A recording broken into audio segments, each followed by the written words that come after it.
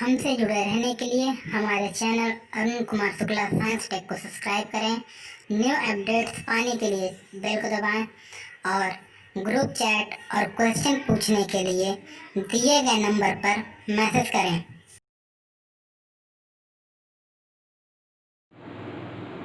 प्यारे बच्चों, आज हम लोग पढ़ेंगे बंधन बलों के आधार पर ठोसों का वर्गीकरण। अब ये जो बंधन बलों के आधार पर ठोसों का वर्गीकरण होता है बच्चों, तो ये ठोस चार प्रकार के होते हैं।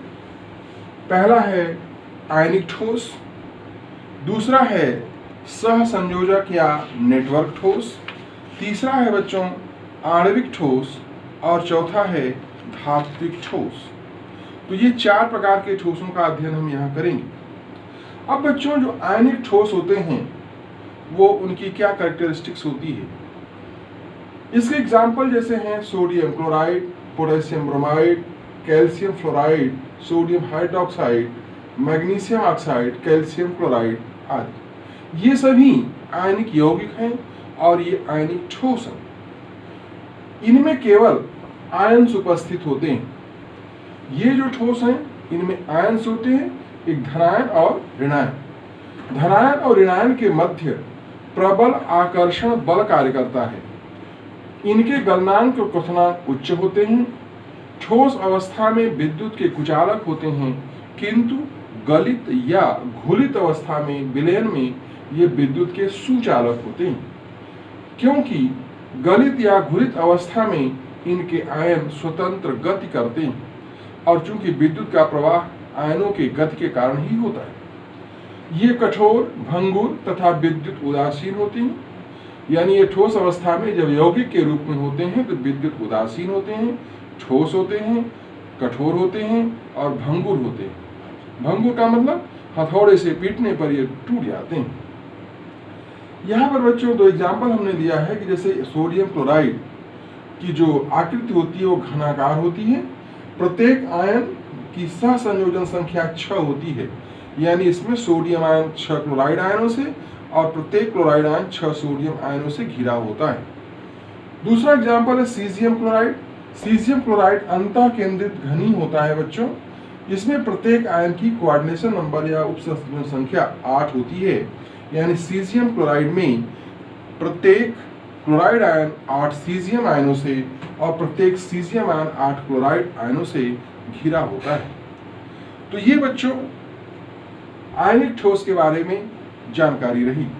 अब हम लोग बात करेंगे उपसह संयोजन ठोस की, सहसंयोजन ठोस की सॉरी या नेटवर्क ठोस की। नंबर 2 सह संयोजक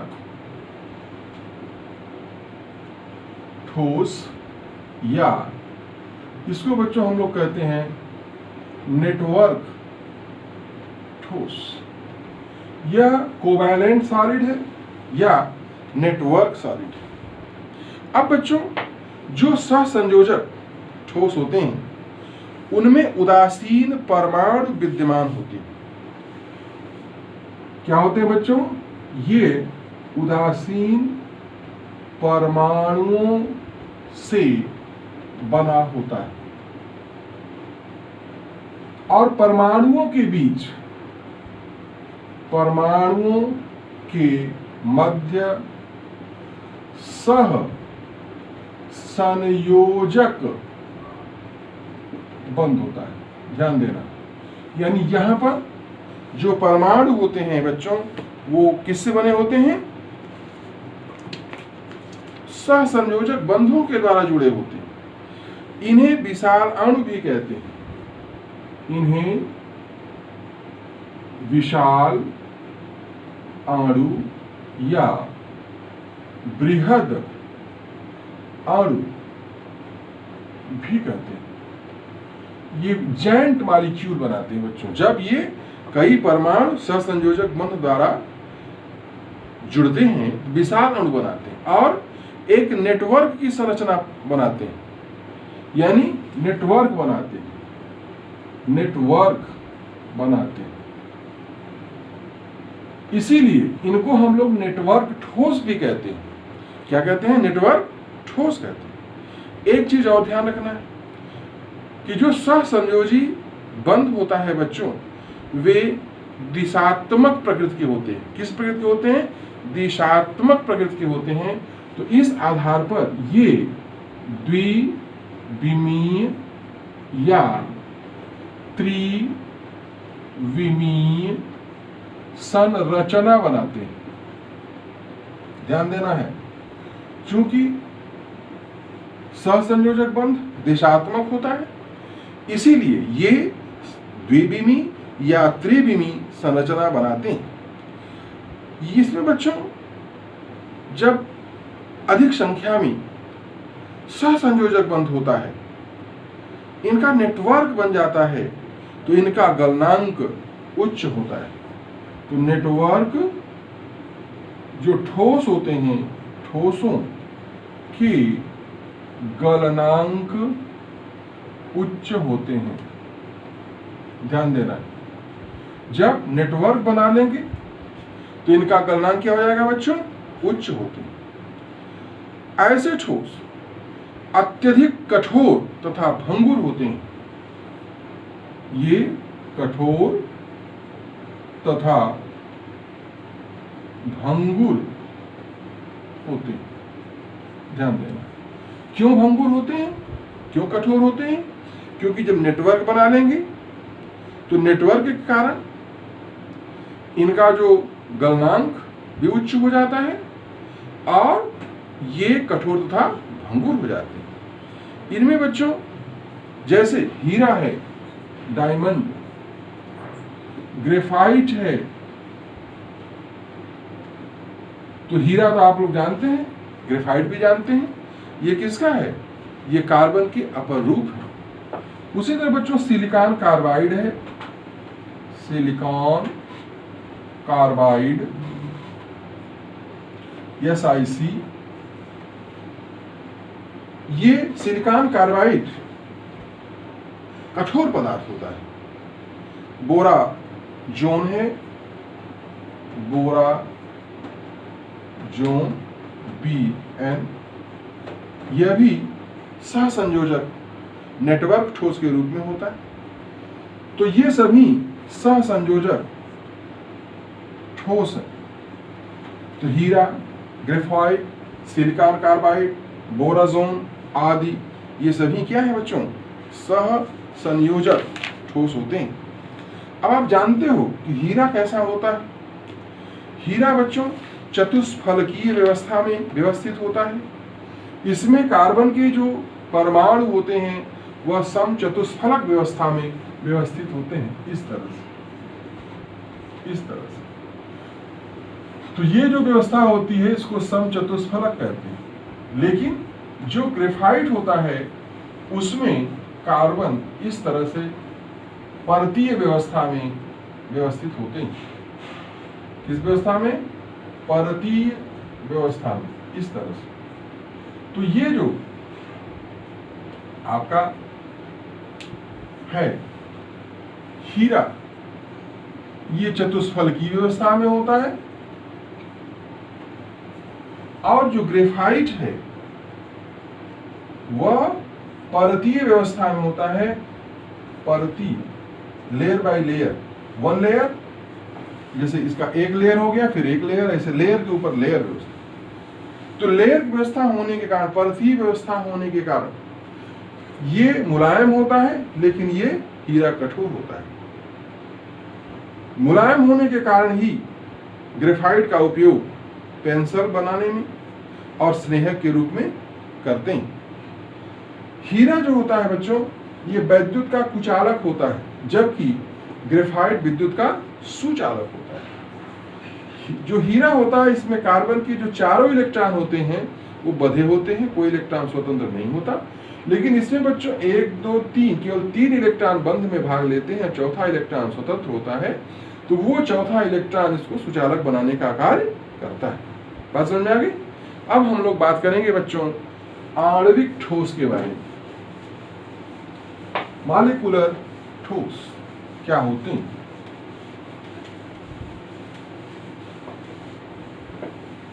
आणविक ठोस। नंबर 3,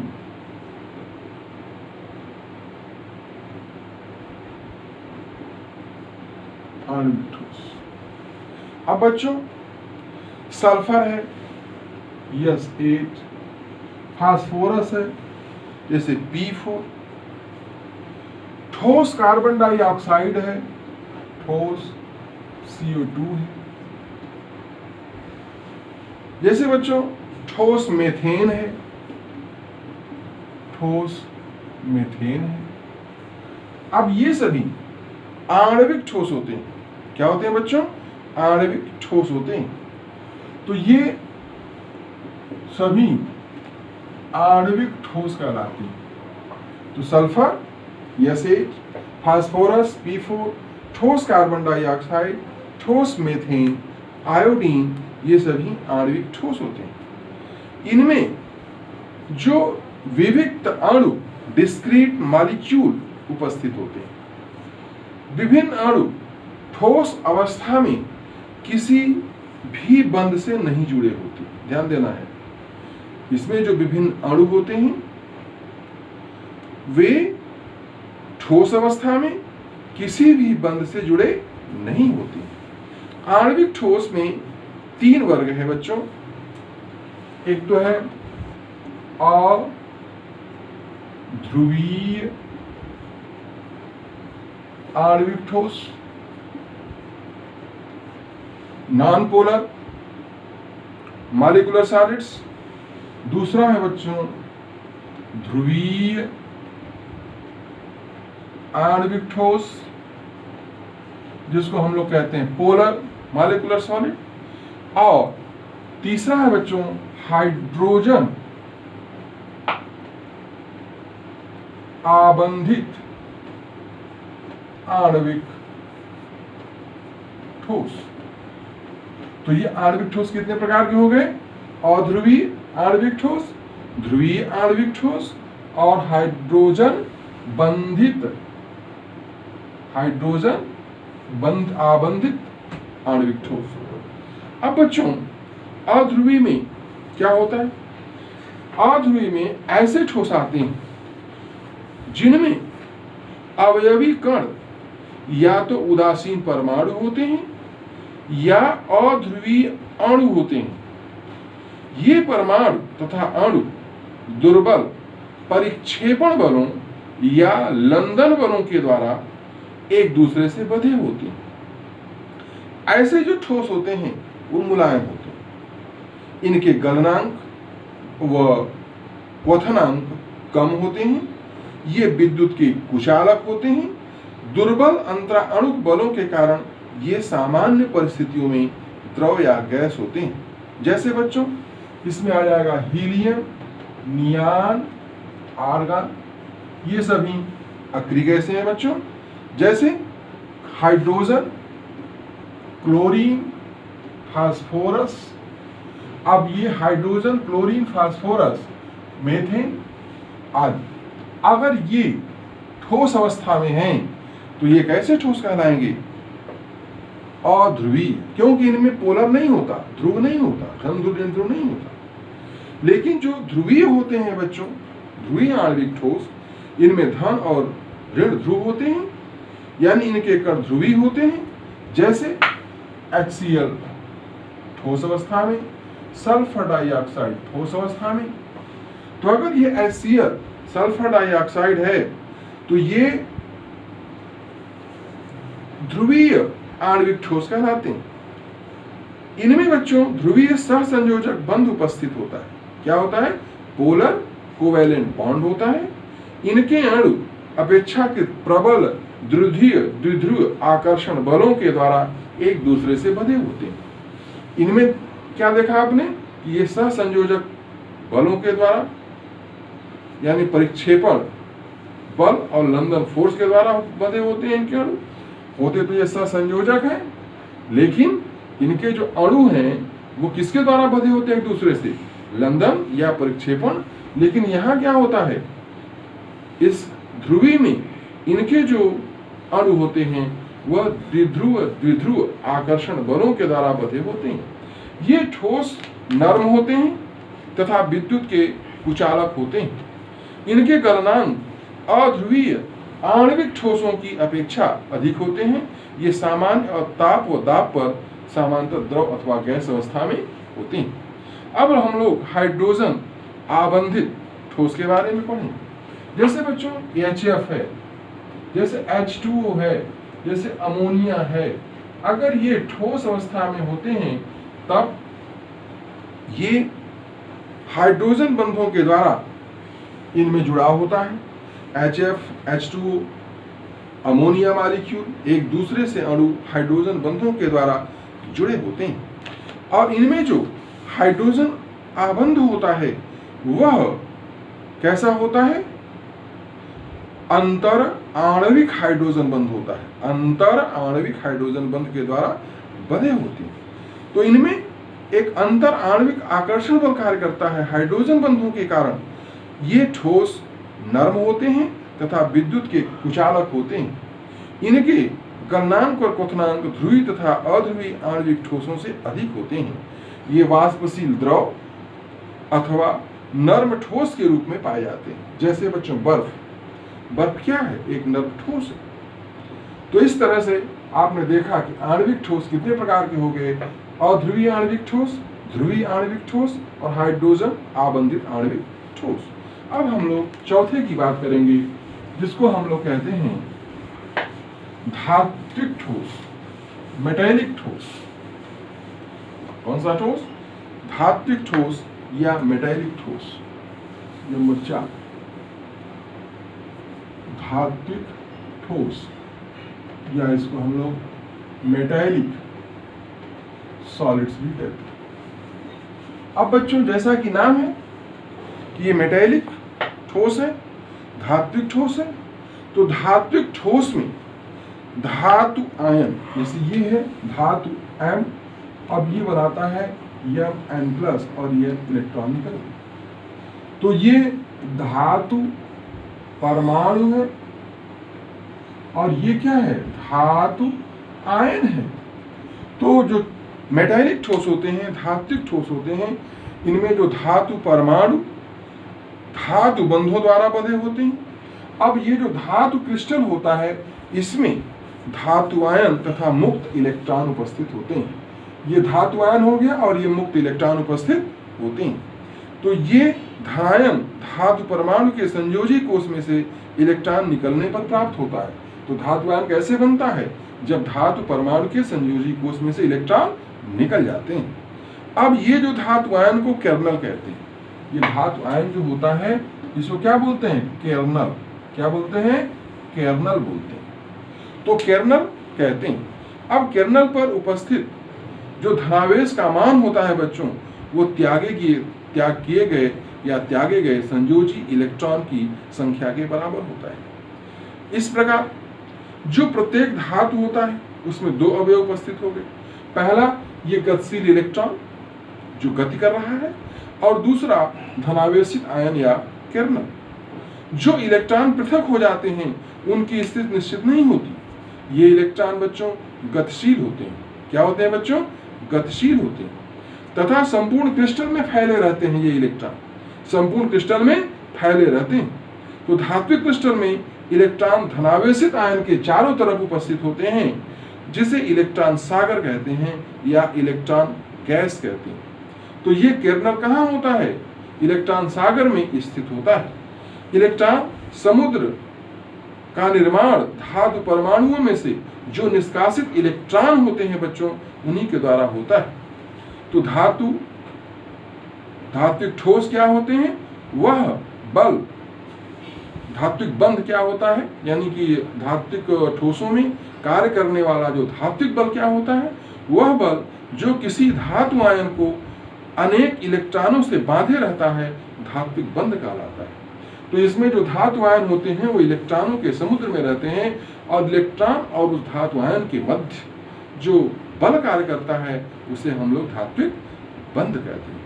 अब बच्चों ये जो धात्विक बंध होता है उसके कारण धातुओं में बहुत सारे गुण आ जाते हैं। जैसे बच्चों धात्विक चमक, धातुएं चमकीली होती हैं, इनका तापीय चालकता धातुएं ताप की सुचालक होती हैं।